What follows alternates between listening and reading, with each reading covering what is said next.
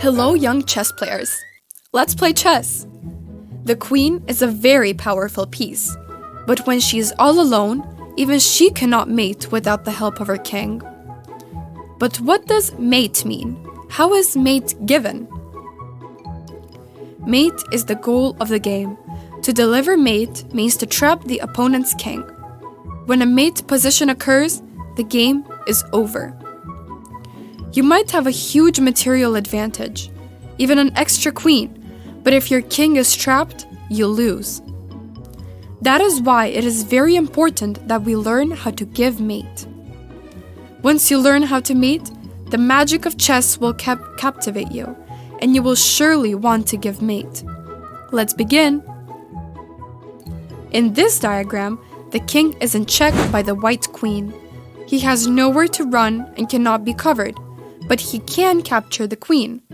So, this position is not yet checkmate. But if behind the queen there is a bishop protecting her, then the black king is in a mate position. But black army cannot use any of the three ways to defend: running away, covering, or capturing. The queen gives mate most easily. She's the strongest piece and controls the most squares. When the opponent's king comes to work on the board and the queen stands straight next to him, all the squares for escape are taken, and he is checkmate. But notice that in this mate position, the knight is the queen's helper. Without the knight, she could not mate the black king.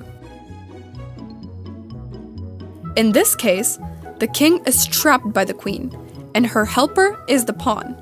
The one who delivers the mate is the winner, and the players earn 1 point. In another case, the queen's helper is the rook, and she traps the king. The rook does not have to stand right next to the queen, because it is a long-range piece. It can support her from far away.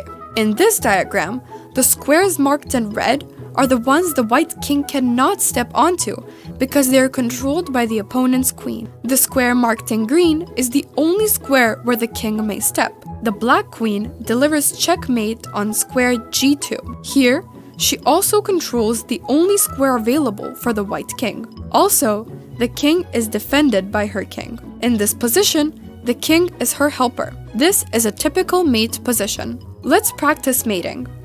In this diagram, it is white's turn and they must deliver mate. The white queen mates the opponent's king on square g8, while the knight is her helper. Here, the rook is the helper for the queen's mate.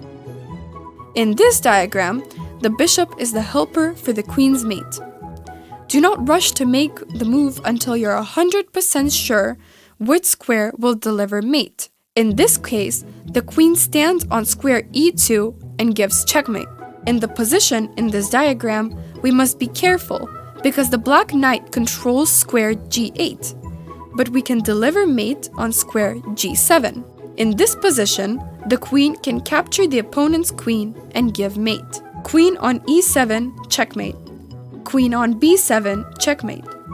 Queen on d7, checkmate. These are the basic mates that occur most often in games. Now, let's see how, besides our own pieces, even the opponent's pieces can help us give mate. In this diagram, the pawn on h6 takes away the escape square for its king, and with the move to gh, the opponent's king can deliver mate. And in this diagram, the black piece helps us by taking away the escape squares for the king. That is why, after the white queen moves to f6, the black king is mated. In this diagram, the pawns hinder the king.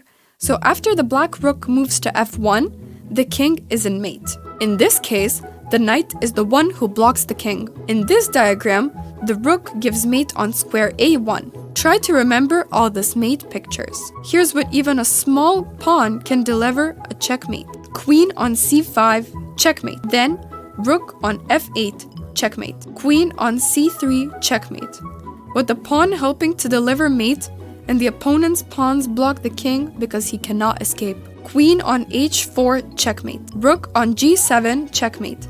Because the king, the black king, might hinder its own king. Practice, because only by practicing will you improve in this game. And once you master mate, you're one step closer to becoming future champions in chess. Remember, Chess is a rich game with endless combinations and strategies. That is why it has remained the most interesting, most intelligent, and most fun game for over 1500 years. Goodbye.